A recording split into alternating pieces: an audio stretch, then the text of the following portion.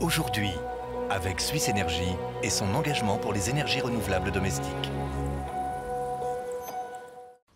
Ouais, Jonas, mais viens m'aider plutôt que faire des photos. Lui, c'est Marc. Là, il se construit une maison en paille pour y mettre son chien, son chat et son diplôme d'ingénieur en papier recyclé. Un écolo, quoi.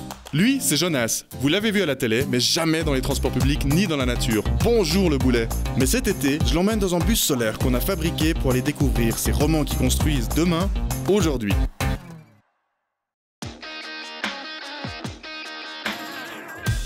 T'as vu ces arènes là? Ça classe, hein. Pas un écolo qui aurait pu construire ça, hein.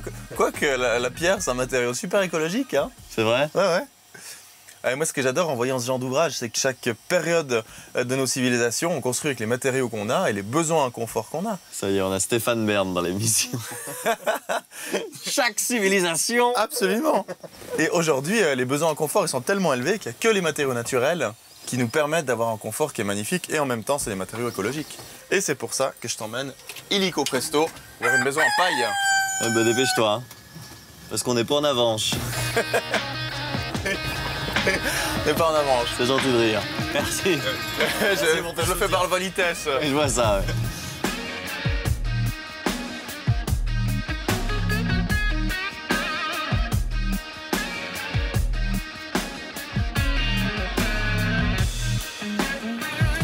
Ah ouais, c'est impressionnant les maisons en paille, hein.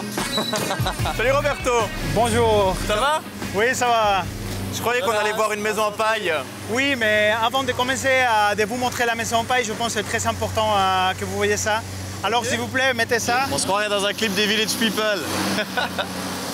Celui-là, il sort jamais du bureau en général. Ah, d'accord. Et voilà.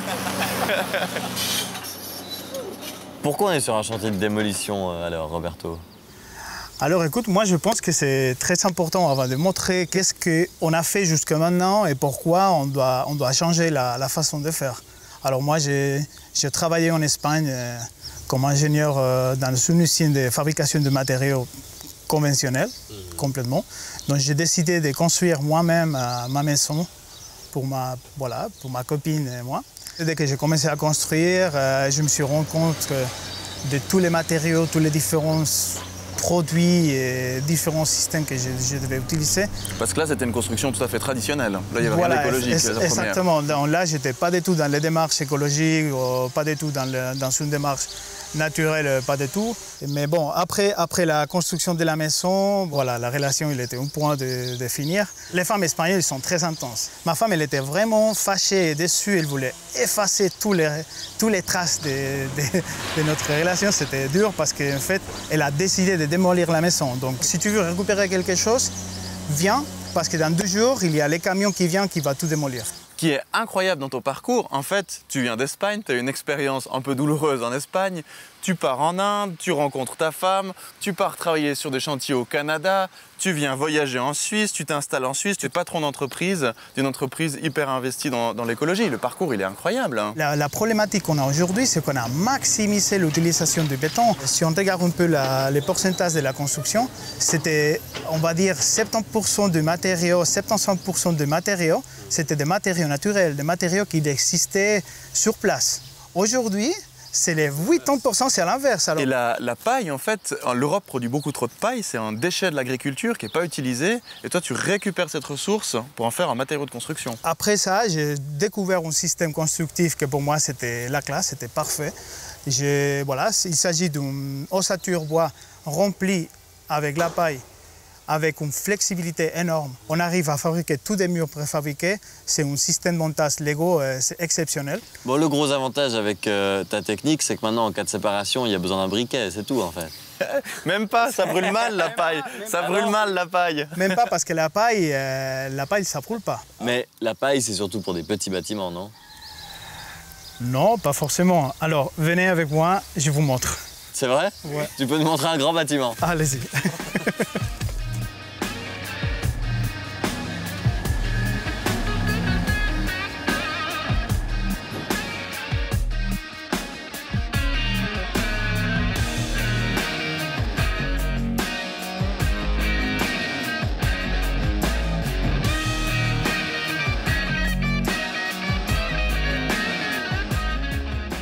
les parois là, ouais.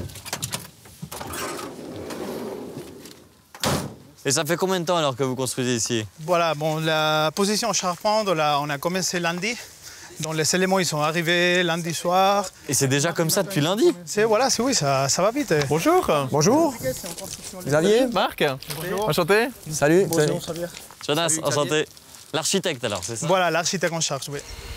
Bon là, ça a l'air extrêmement simple. Le bâtiment, il se construit en quelques heures, facilement, en empilant. J'ai l'impression que j'aurais pu le faire, c'est dire. Est-ce qu'il y avait des contraintes quand même pour construire en paille? C'était embêtant pour un architecte de se dire « Ah, je dois construire un bâtiment en paille ». Non, avec ce produit-là, c'est pas un problème. Il suffit d'avoir une structure de base. Ici, c'est un radier en béton recyclé. Une fois que le béton est prêt, les éléments arrivent et c'est un assemblage très rapide. En quelques jours, on pose les éléments de paille, on pose les éléments de toiture qui sont préfabriqués en atelier. Et le tour est joué, on est hors d'eau, après on peut travailler à l'intérieur tranquillement. Et donc ça aura plus du tout la tronche d'un bâtiment en paille en fait. Ce sera impossible de dire c'est de la paille parce que ça aura l'air d'un bâtiment métallique. C'est vrai. À l'intérieur, par contre, on aura un revêtement en panneau OSB qui montrera que c'est du bois, malgré tout. Et puis on imagine aménager une petite fenêtre dans ce revêtement pour qu'on puisse voir la paille au travers. Parce que la paille, c'est un super isolant. Au niveau acoustique, c'est sympa. C'est un matériau qui enlève certaines sonorités. C'est un matériau qui a assez bon marché, la paille. Ça a plein d'avantages. Ah oui, bien sûr. Combien de fois on t'a fait la blague des petits cochons? Encore jamais. Jamais encore? Incroyable. Toi, on t'a fait combien de fois déjà la blague? Tous les jours, à chaque fois que je rencontre un client, les 3 petits cochons, après c'est les feux. Parce qu'on a toujours peur de la paille, on se dit ça va s'enflammer, le feu, etc. Mais la paille, en fait, elle est très compactée et c'est un peu comme un bottin de téléphone. Si on jette un bottin de téléphone dans le feu, il ne brûle pas parce qu'il est beaucoup trop dense. Et là, c'est la même chose, la paille, ça ne brûle pas, en fait. Voilà, mais on va quand même fermer la partie intérieure pour respecter toutes les normes.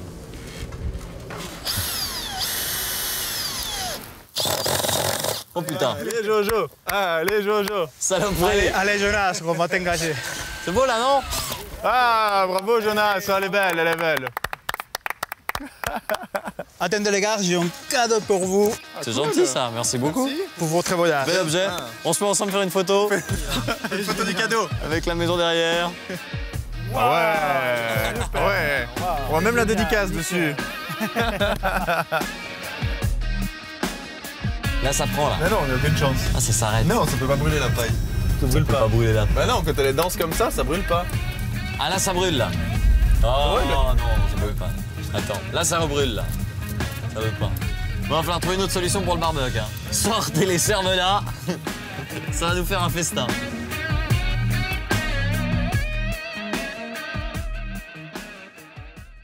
C'était Aujourd'hui avec Suisse Énergie et son engagement pour l'énergie photovoltaïque.